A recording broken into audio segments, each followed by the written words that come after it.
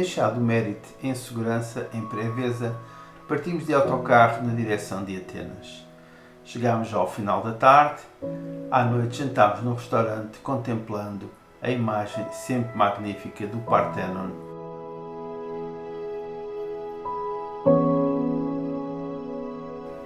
Na manhã do dia seguinte foi a altura de fazer um city tour pela cidade. É uma primeira abordagem. Fizemos toda a marginal, fomos ao Porto do Pireu, visitámos a famosa estátua de vidro, passámos no local onde se desenrolaram os Jogos Olímpicos e, uma vez mais, voltámos à marginal e à zona de Glifada, ou seja, a zona moderna de Atenas.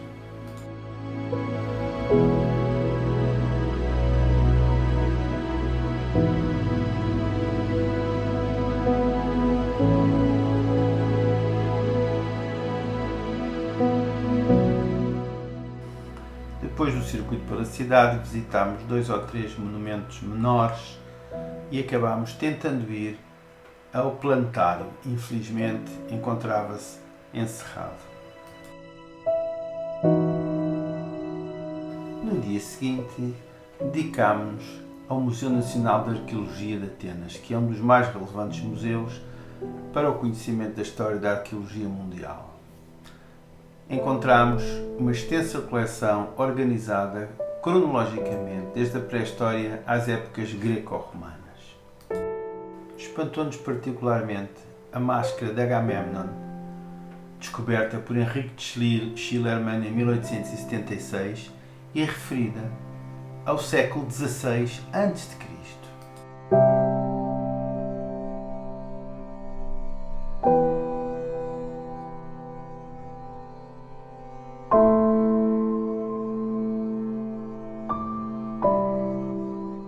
A qualidade da cerâmica e, fundamentalmente, da pintura é extraordinária. Nomeadamente, vimos uma ânfora em figura negra com a representação da deusa Atena do século VIII a.C.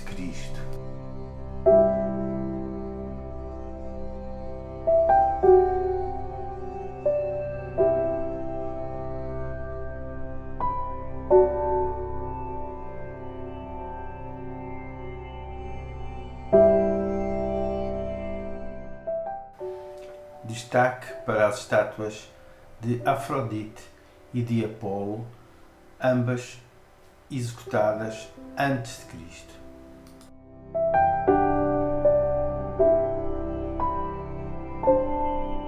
A cidade de Atenas é uma cidade de contrastes, desde prédios em ruínas a edifícios recentemente construídos, passando por lojas em que se vê todo o tipo de cadeiras, galerias de arte. É de facto uma cidade bastante desorganizada.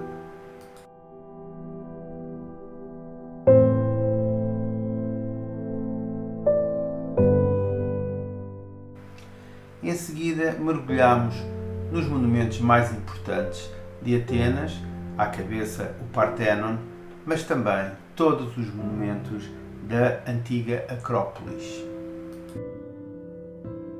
Estivemos na famosa Biblioteca de Adriano com as suas enormes colunas. Em seguida, visitámos a famosa Torre dos Ventos. Esta torre era coberta antigamente por um catavento com o desenho de um tritão que indicava a direção do vento. Tinha ainda um relógio de água, ou seja, uma clepsidra, movida pela água que vinha da Acrópole.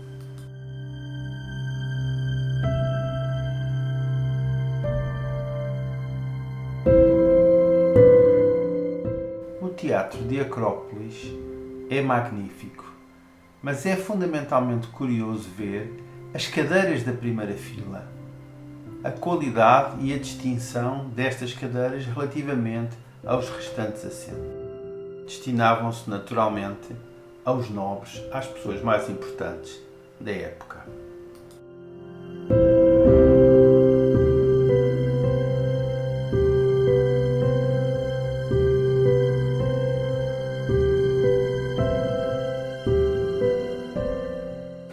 O Parthenon, cujo nome deriva do facto de conter a estátua de Atena Parthenos, Foi um templo dedicado à deusa grega Atena, construída no século V a.C. na Acrópole de Atenas, na antiga Grécia.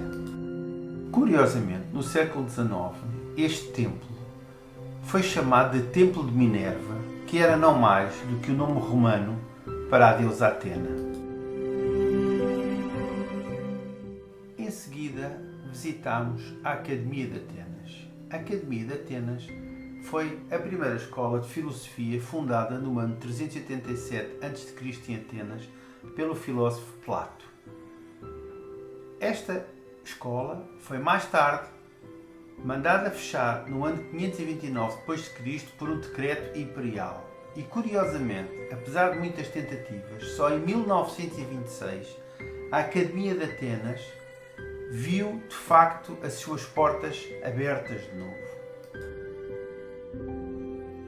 No dia seguinte, fomos na direção do Canal de Corinto.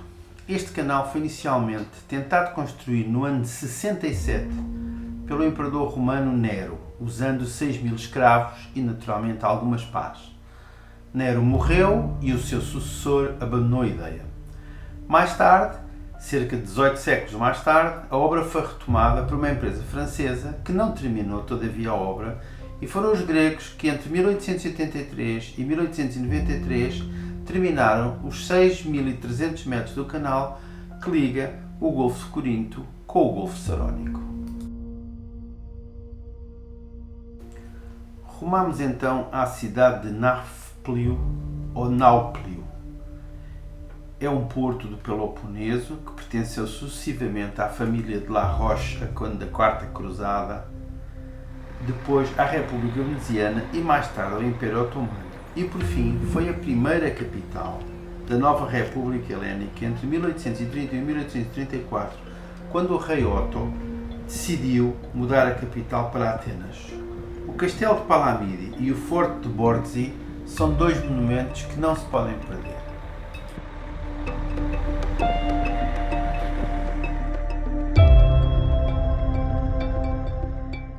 Em seguida, visitámos o templo de Asclépios, em Epidauros, que foi construído por volta do ano 370 a.C. e que foi destruído por um fogo no quarto século depois de Cristo. Encontramos factos absolutamente surpreendentes, razão pela qual aqui ficam estes dois textos para quem for mais curioso e quiser saber de facto como era a vida médica naqueles tempos.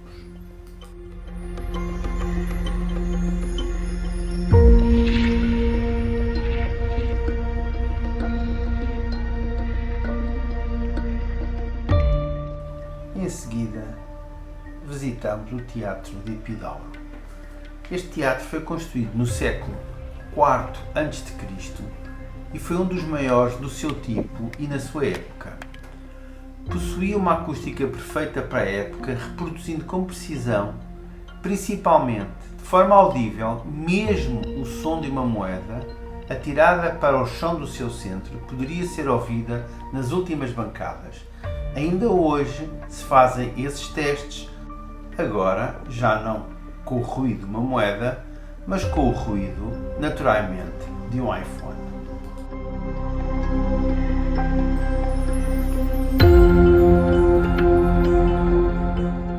Seguimos para a Porta dos Leões, que não é mais do que um espaço triangular com relevo, separado por dois leões, exemplar único da escultura em grande escala do período micénico. Curiosamente, não são leões, são leões. Seguiu-se a visita à majestosa tumba de Agamemnon. É preciso, de facto, ir ao local. O filme, as fotos, não mostram a dimensão desta obra.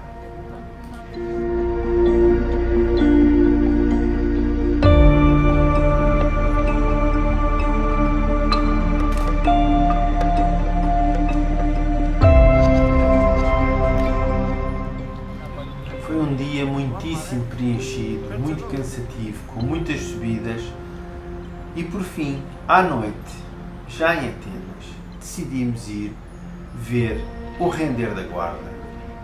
Espetáculo muitas vezes visto na televisão, mas que é sempre muito engraçado de se ver.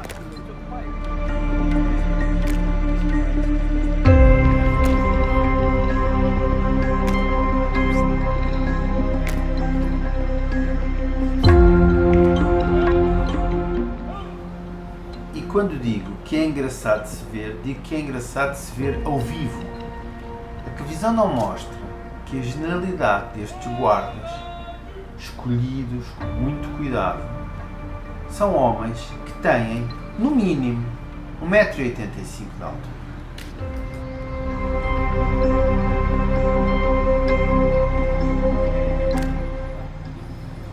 Os soldados, conhecidos por evzones, são a elite da infantaria ligeira do exército grego.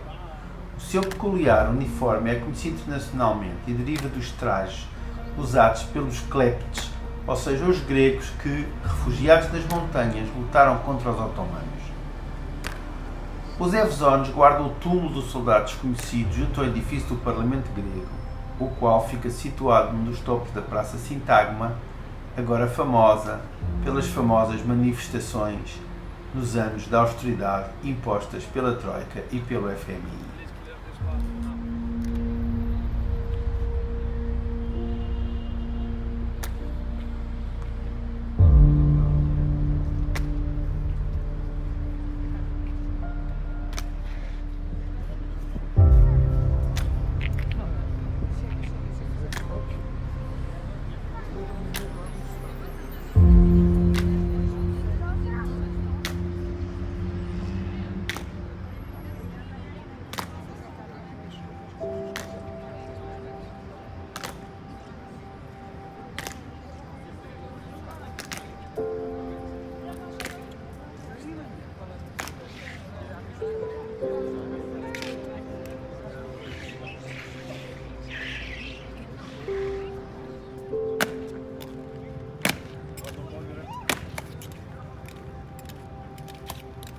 E já que falamos nas tristes recordações do FMI e da Troika, é melhor andarmos mais depressa, mais depressa, mais depressa e sairmos rapidamente desta.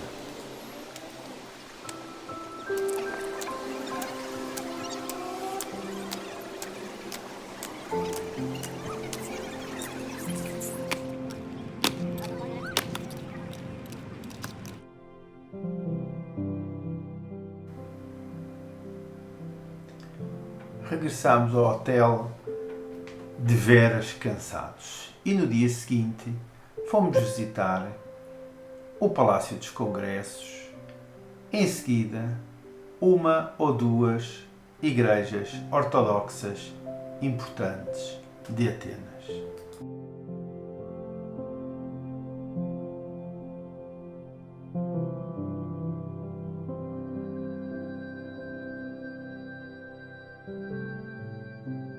Visitámos a Catedral Metropolitana de Atenas, que é de facto uma das catedrais ortodoxas mais interessantes que vimos até hoje.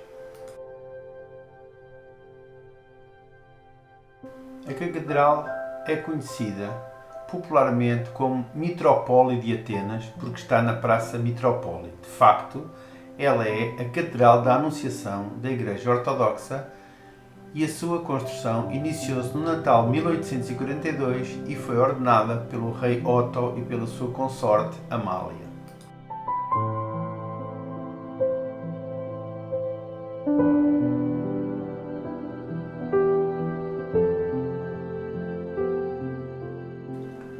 E depois destas visitas, naturalmente veio a noite, veio um jantar neste dia no restaurante do hotel.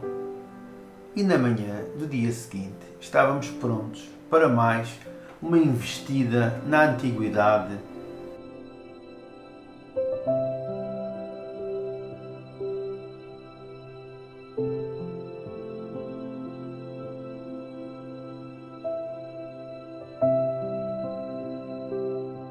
Almoçámos num local turístico uma autêntica barbaridade de refeição.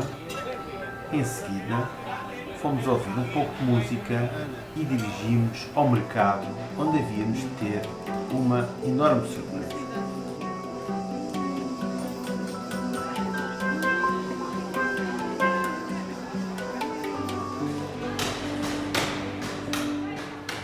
O mercado de carne de Atenas assemelha-se a um açougueiro medieval. Não há frigoríficos. Os frigoríficos são umas pequenas caixas com molduras de alumínio, onde provavelmente se faz um pouco de frio. Na zona do peixe, o peixe está continuamente a ser regado com água para manter o aspecto fresquinho e os atenienses entretem-se a fazer esculturas de peixe. Foi uma coisa que nunca vimos.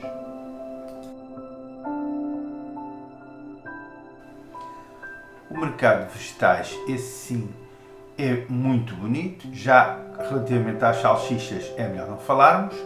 O mercado da fruta é também muitíssimo interessante e, se falarmos de azeitonas, então a história é outra. São excepcionais.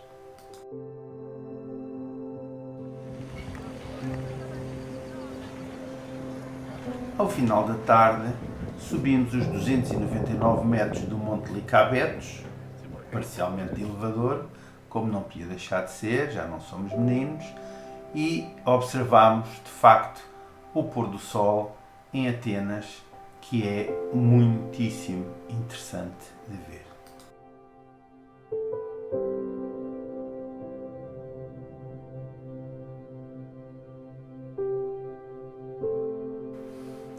Em face do calor e da dureza da subida, refugiámos-nos naquela coisa que nos dá asas e assim viemos por ali abaixo com a cair da noite.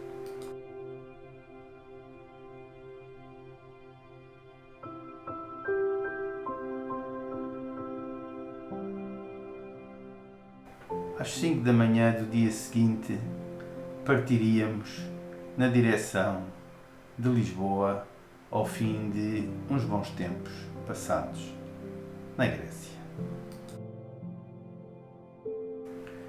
Terminava assim uma viagem que se tinha iniciado a 17 de maio em Cascais.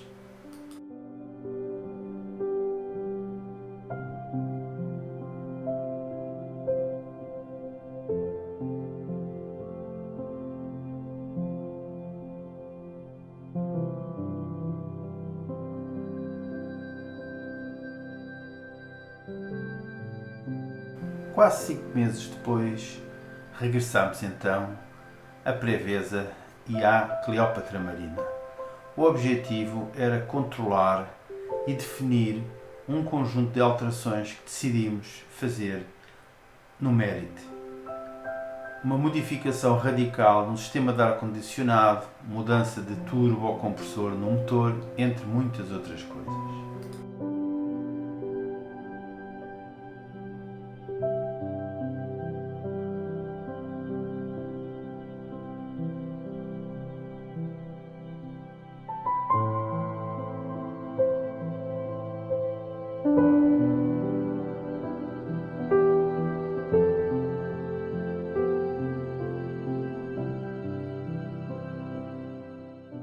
Em virtude do chiller do sistema de ar-condicionado ter vindo enganado e haver necessidade de encomendar um outro a Atenas, decidimos ir passear até Lefkada e aproveitar para passar na velaria para verificarmos um pedido de revisão de todas as velas do Mérite que tínhamos solicitado.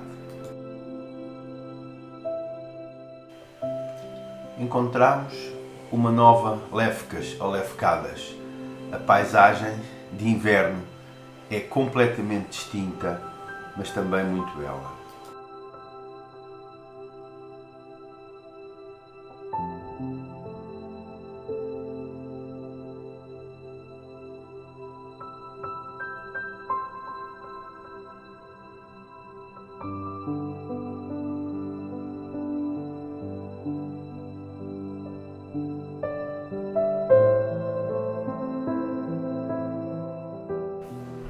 voltámos a Civota e apreciámos a construção de novas habitações.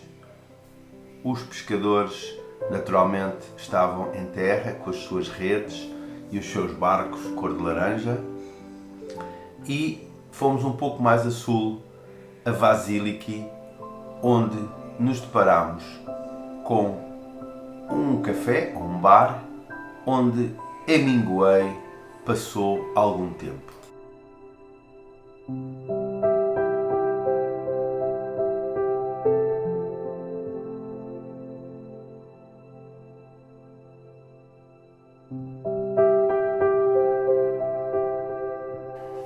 Foi com uma enorme calma que apreciámos a solidão destes locais no inverno.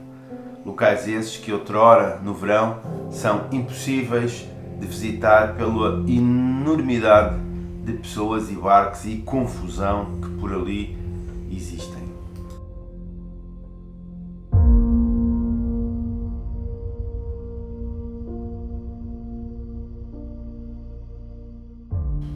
Na manhã de 28 de janeiro decidimos então fazer uma viagem até Meteora. Foram cerca de 260 km por curvas e contracurvas numa paisagem sempre diferente no interior da Grécia. A Grécia, de facto, não são só praias, sol e ilhas.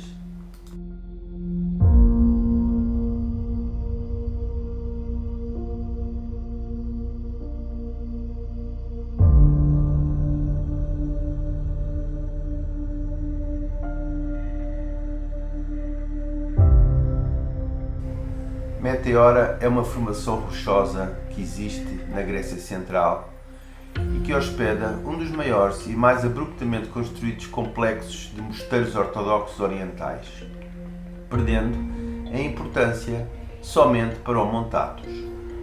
Os 6 mosteiros, de um total de 24, foram construídos sobre imensos pilares de rocha natural e pedras arredondadas em forma de colina que dominam a área local. Meteora está incluída na lista de Património Mundial da Unesco e é um local imperdível.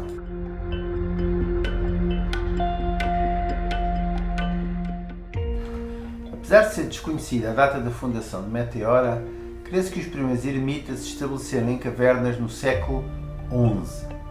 No final deste e início do século XII, tornou-se um estado monástico rudimentar centrado à volta da igreja de Teotoko, que significa Mãe de Deus e que ainda hoje existe. Os monges ermitas, procurando um refúgio seguro à ocupação otomana, encontraram nos rochedos inacessíveis de Meteora um refúgio ideal.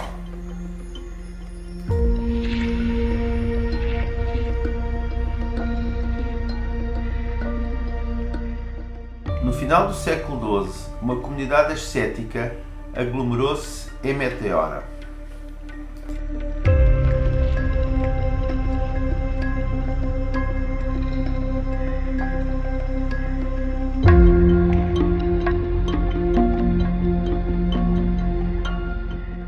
Em 1344, Athanasios Koinovitis, do Monte Athos, trouxe um grupo de seguidores a Meteora. De 1356 a 1376, fundou-se o grande mosteiro Meteoron na Broad Rock.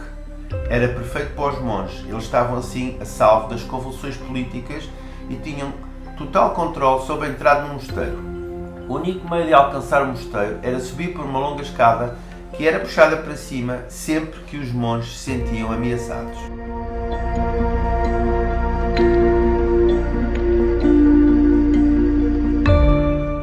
No final do século XIV, o reinado do Império Bizantino sobre o norte da Grécia estava sendo cada vez mais ameaçado por invasores turcos que queriam controlar a planície fértil de Tessália. Os monges ermitas buscaram assim um refúgio à expansão da ocupação turca, encontrando os pilares rochosos inacessíveis de Meteora como o refúgio ideal. Mais de 26 mosteiros foram construídos, começando no século XIV. 6 permanecem até hoje.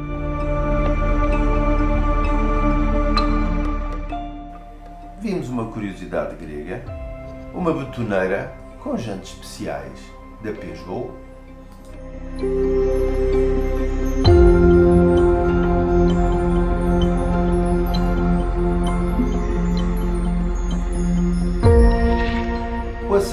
mosteiros era originalmente e deliberadamente difícil, exigindo longas escadas unidas ou grandes redes usadas para transportar bens e pessoas. Até ao século XVII, o principal meio de transporte de mercadorias e pessoas eram esses ninhos que eram acessados através de cestos e cordas. Não havia qualquer escadaria para aceder ao mosteiro.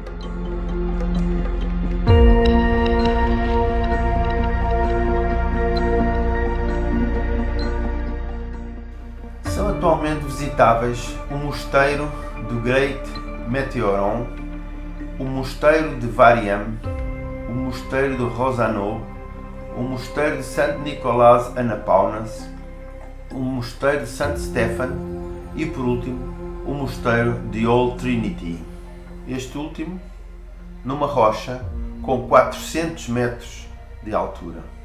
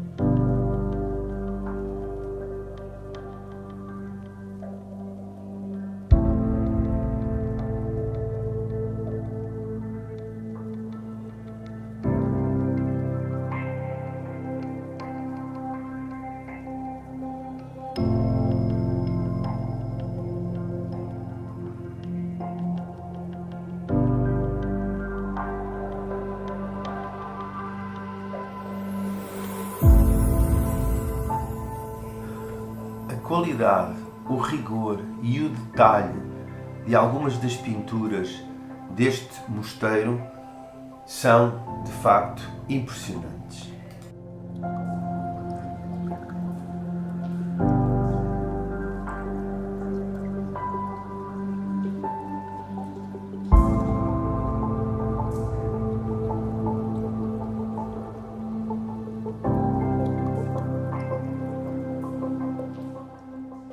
Este mosteiro-museu, com pinturas fabulosas, com livros onde constam os registros dos custos, digamos, do dia-a-dia e das obras efetuadas, com umas paredes e umas muralhas, com umas arcadas metálicas, umas portas absolutamente fabulosas, são de facto um património da humanidade e razão teve a Unesco de o considerar como tal.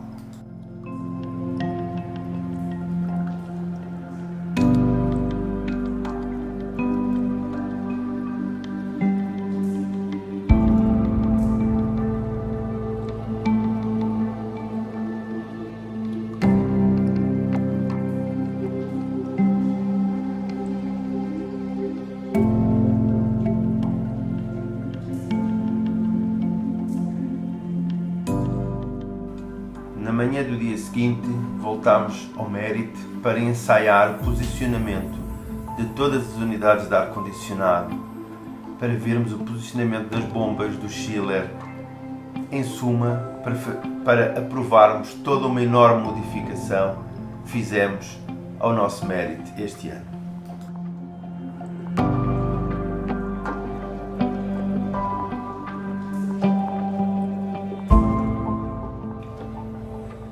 O chiller finalmente chegou e foi a última peça, a peça mais complexa de instalar a bordo do Mérite. Terminada esse trabalho, foi tempo de regressar a Lisboa, terminando assim mais uma aventura na Grécia.